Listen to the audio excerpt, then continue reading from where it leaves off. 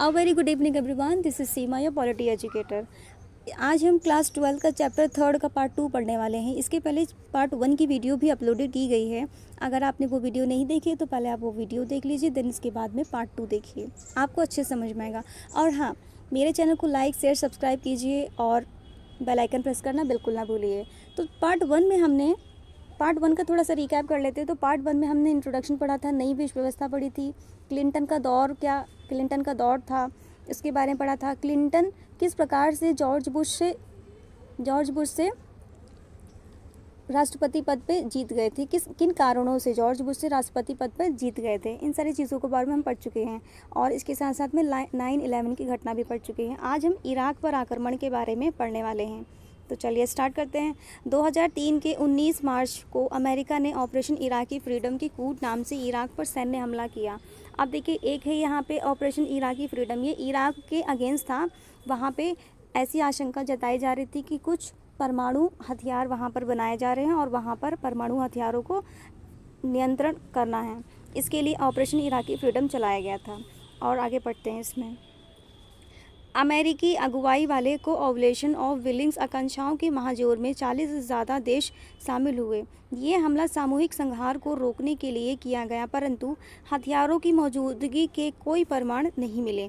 अब देखिए, वहाँ पे ऐसी आशंका तो जताई जा रही थी कि वहाँ पे परमाणु हथियारों को बनाया जा रहा है, परंतु सामूहिक संहार को देखते हुए कि सामूहिक संहार ना हो, इसको रोकने के लिए वहाँ पे क्या किए गए, परमाणु हथियारों की रोकथाम के लिए ऑपरेशन इराकी फ्रीडम को किया गया। लेकिन वहाँ पे जो परमाणु की मौजूदगी जताई जा रही थी, उसके कोई भी प्रमाण साक्ष्य नहीं मिले।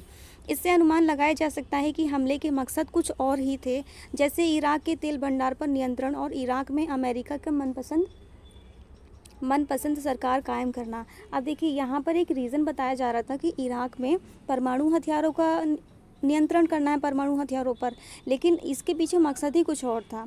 वहाँ के तेल भंडार पर नियंत्रण करने का मकसद था अमेरिका का, और वहाँ पे अपने पसंद की सरकार, यानी कि जो यूएसए था, जो अमेरिका था, वो उसको क्या चाहिए था, उसको पूंजीवादी व्यवस्था से वो बिलोंग करता था, तो वो हर जगह चाहता था कि पूंजीवादी व्यवस्था ही चलन में हो। सद्दाम हुसैन की सरकार तो चंद रोज में ही जाती रही, लेकिन इराक को शांत कर पाने में अमेरिका सफल नहीं हो सका। इराक में अमेरिका के खिलाफ एक पूर्णव्यापी विद्रोह भड़क उठा। कई सैनिक मारे गए, परंतु मोटे तौर पर अमेरिका असफल सिद्ध हुआ। अब देखिए, ये इराक पे इसका जो मोटिव था ना, उसको परमाणु नियंत्रण नहीं था, बस ये मोटिव था कि पूरे विश्व में इसी का दबदबा हो और परमाणु हथियार इसी के पास हो, और जो पूंजीवाद से बिलोंग करता था आइडियोलॉजी से, वही आइडियोलॉजी सभी कंट्रीज़ में फॉलो की जाए। इसका यही एक मोटिव था। उसी को करने के लिए तरह तरह के ये रीज़न दे रहा था। परंतु उसके बाद भी यहाँ पर क्या हुआ, अमेरिका की सारी कोशिशें क्या हुई, नाकामयाब हो गई, ठीक है, असफल हुई। वर्चस्व का अर्थ पढ़ लेते हैं आज हम। वर्चस्व का अर्थ क्या है? राजनीति एक ऐसी कहानी है जो शक्ति के इर्द गिर्द घूमती है। यह ताकत सैन्य प्रभुत्व, आर्थिक शक्ति, राजनीतिक रुतबे और राजनीतिक बढ़त के रूप में होती है। विश्व राजनीति को समझते तो शीत युद्ध के समय शक्ति का केंद्र दो गुटों यूएसए और यूएसएसआर के पास था, जबकि शीत युद्ध की समाप्ति के बाद केवल एक ही शक्ति रह गई, अमेरिका। अब देखिए, यहाँ पर अगर वर्चस्व की बात करें तो वर्चस्व का मतलब होता है हेजेमनी, और हेजेमनी एक ऐसी चीज़ है जो ये चाहती है कि उसका वर्चस्व कभी ख़त्म ना हो। जैसे कि अगर हम शीत युद्ध के बारे में बात करें तो शीत युद्ध में क्या था, यूएसए और यूएसएसआर दो ऐसी शक्तिशाली वर्चस्व वाली महाशक्तियाँ थीं जो आपस में झगड़ रही थी कि सबसे ज़्यादा शक्तिशाली कौन इसके पीछे, ठीक है। और वैसे ही जैसे शीत युद्ध की समाप्ति हो गई, वैसे ही सबसे ज़्यादा एक ध्रुवीय विश्व हो गया, और यहाँ पर सबसे ज़्यादा शक्तिशाली देश जो हो गया वो है अमेरिका। अंतर्राष्ट्रीय व्यवस्था में ताकत का एक ही केंद्र हो तो इसे वर्चस्व, हेजेमनी शब्द के इस्तेमाल से वर्णित करना ज़्यादा उचित होगा। अब जैसे कि अमेरिका ही एक मोस्ट पावरफुल कंट्री रह गया, तो यहाँ पे हम अमेरिका को वर्चस्व वाली कंट्री भी कह सकते हैं। अब हम जैसे वर्चस्व होता है तो वर्चस्व किस किस तरीके से होता है। हम कोई भी कंट्री है तो वहाँ पर वर्चस्व दूसरी कंट्री पे कर रही है तो वो किस किस तरीके से कर रही है। तो पहला यहाँ पे तरीका है, जो पहला टाइप है वो है सैन्य शक्ति के रूप में। ठीक है। हेगेमनी शब्द की जड़ें प्राचीन यूनान में हैं। इस शब्द से किसी एक राज्य के नेतृत्व या प्रभुत्व का बोध होता है। इस प्रकार हेजेमनी के पहले अर्थ का संबंध राज्यों के बीच सैन्य क्षमता की बुनावट और तौल से है। हेगेमनी की ध्वनि सैन्य प्राबल्य का यही अर्थ आज विश्व राजनीति में अमेरिका की हैसियत को बताने में इस्तेमाल होता है। वह अपनी सेना को युद्ध भूमि से अधिकतम दूरी पर सुरक्षित रखकर वह अपने दुश्मन को उसके घर में ही पंगु बना सकता है। अब देखिए, यहाँ पर सैन्य शक्ति का मतलब है परमाणु हथियार, और उसके पास कितनी मिलिट्री पावर है। तो जो ये मिलिट्री पावर उसके पास है, ये मिलिट्री पावर क्या औरों कंट्रीज़ के पास उतनी है जितनी कि अमेरिका के पास है क्वांटिटी में? देखिए, नहीं है। तो अगर पूरी विश्व में सबसे ज़्यादा उसी के पास है तो अमेरिका सैन्य शक्ति के रूप में एक हेजेमनी राष्ट्र बनता है। ठीक है। और उसके पास इतनी शक्ति है कि वो अपने देश में ही रहकर जो उसके सामने वाली, जो उसके अगेंस्ट में कंट्री है, उसको उसी के देश में रहकर पंगु बना सकता है, यानी कि उसकी सारी शक्तियाँ खराब कर सकता है। वर्तमान में कोई भी देश अमेरिकी सैन्य शक्ति की तुलना में उसके पास संग के बराबर भी नहीं है। अमेरिका के नीचे के कुल 12 ताकतवर देश एक साथ मिलकर अपनी सैन्य क्षमता के लिए जितना खर्च करते हैं उससे कहीं ज़्यादा वह अकेले ही खर्च करता है। जितने भी 12 अमेरिका के बाद जो भी पावरफुल कंट्रीज़ हैं 12, वो सारी मिलाकर जितना सैन्य शक्ति पर खर्च करती हैं अपने देश को सैन्य शक्ति को मजबूत करने के लिए, अमेरिका अकेले ही उससे ज़्यादा अपनी सैन्य शक्ति पर खर्च करता है। इसीलिए वो एक हेगेमनी राष्ट्र है। अब हम हेगेमनी का दूसरा टाइप पढ़ेंगे, ढांचागत ताकत के रूप में। वर्चस्व का दूसरा अर्थ पहले अर्थ से बहुत अलग है। इसमें हमें विश्वव्यापी सार्वजनिक वस्तुओं को मुहैया कराने की अमेरिकी भूमिका मिलती है। अब देखिए, यहाँ पर क्या है, एक चीज़ विश्वव्यापी सार्वजनिक वस्तुएं। विश्व में एक ऐसी चीज़ें जो आपके देश के जो नागरिक हैं उनकी अगर डिमांड है, उनकी अगर मांग है तो उन्हें सार्वजनिक रूप से मिलें। सार्वजनिक वस्तुओं से आशय ऐसी चीज़ों से है जिसका उपभोग कोई एक व्यक्ति करे तो दूसरे व्यक्ति के लिए कम ना पड़े, जैसे स्वच्छ पानी, वायु, मृदा इत्यादि। सार्वजनिक वस्तु का सबसे बढ़िया उदाहरण समुद्री व्यापार मार्ग, सी लेन ऑफ कम्युनिकेशन है, स्लॉक्स है, जिसका इस्तेमाल व्यापारिक जहाज करते हैं। देखिए, सार्वजनिक वस्तुएं ऐसी होती हैं जैसे कि पानी हो गया, कि वायु हो गई, इसको एक व्यक्ति अगर यूज़ कर रहा है, प्रयोग में ला रहा है, तो दूसरे व्यक्ति के लिए कम नहीं पड़ती हैं।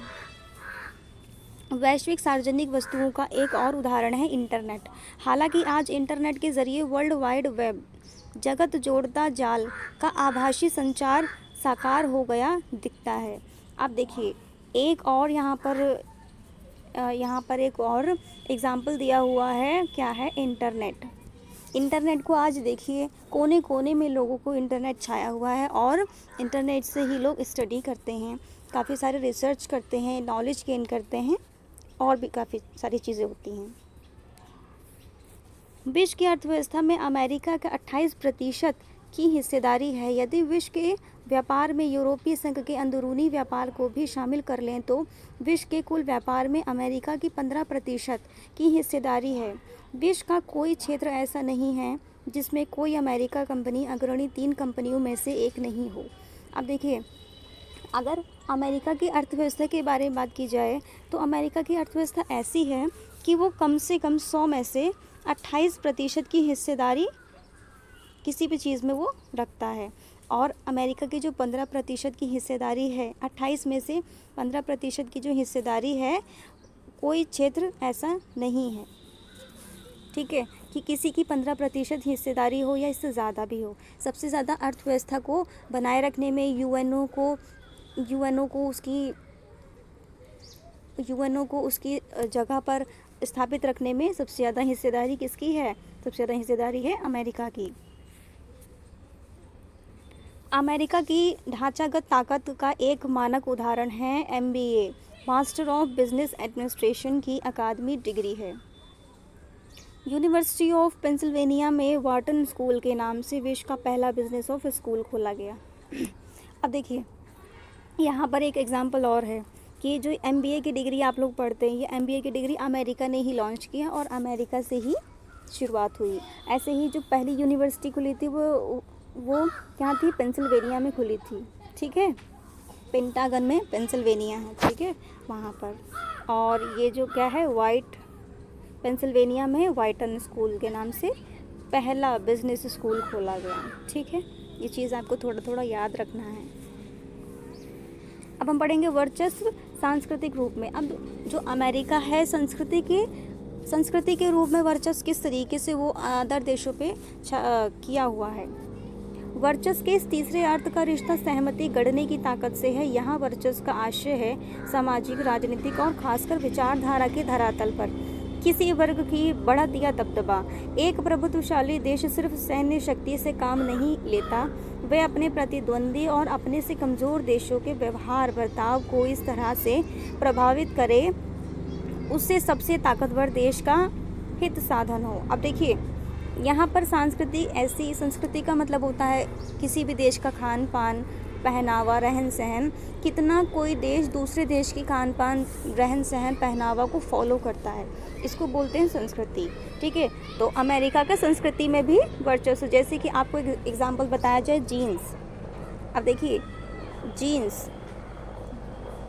शर्ट, पैंट गर्ल्स बॉयज़ कितना पहनते हैं, जो कि ये इंडियन कल्चर का नहीं है, ये क्या है, ये अमेरिकन कल्चर का है। ठीक है, अमेरिका को लगा कि शीत युद्ध के दौरान सैन्य शक्ति के दायरे में सोवियत संघ को मात दे पाना मुश्किल है। अमेरिका ने ढांचागत ताकत और सांस्कृतिक प्रभुत्व के दायरे में सोवियत संघ से बाजी मारी। अमेरिका ने सबसे बड़ी जीत सांस्कृतिक प्रभुत्व के दायरे में ही हासिल की। अब देखिए अमेरिका को ये लगा कि USSR से जीत पाना मुश्किल है। उसको कब लगा? सैन्य शक्ति में जीत पाना मुश्किल है, ढांचागत रूप से उसको जीत पाना मुश्किल है, लेकिन फिर उसने किस चीज़ पे अपना वार किया? उसने किया संस्कृति पे अपना वार। तो अमेरिका की संस्कृति USSR से जो बिलोंग करते थे लोग, उनको पसंद आने लगी और USSR को इस संस्कृति के चलते हारना पड़ा। समझे? तो गाइज़ आज के लिए बस इतना ही। नेक्स्ट टॉपिक में इस चैप्टर को कंप्लीट कर लेंगे और वीडियो देखने के लिए बहुत बहुत बहुत बहुत धन्यवाद।